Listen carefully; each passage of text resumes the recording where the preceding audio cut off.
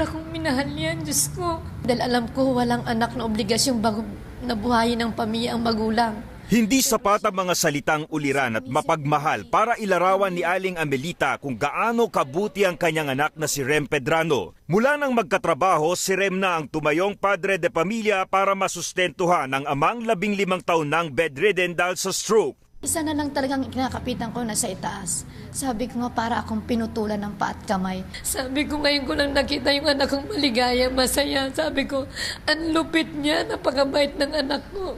Hindi gumagana ang CCTV na malapit sa pinangyarihan ng krimen pero nahagip ng isang CCTV ng barangay ang pagtakas ng suspect sakay ng puting scooter na Yamaha Mio.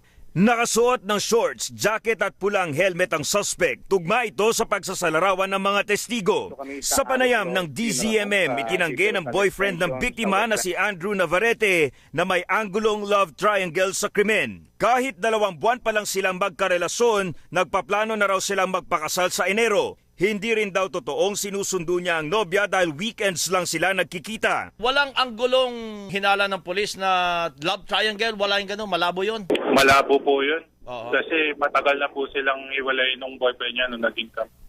Ayon sa Makati Police, malinaw na robbery ang motibo ng krimen dahil nakipag-agawan pa ang biktima sa suspect bago mapatay at tangayin ang bag na may lamang cash at cellphone. Paalala nila sa publiko, iwasang lumabas ng bahay ng walang kasama, lalo na sa mga delikadong oras. At kung mabiktima man, wag nang makipagbuno sa hold-upper.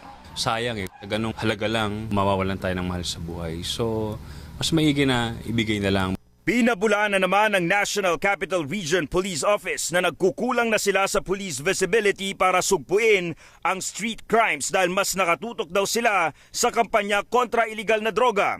Inutusan na ni NCRPO Chief Albayalde ang pinuno ng Southern Police District na pangasiwaan ng pagresolba sa kaso ni Pedrano.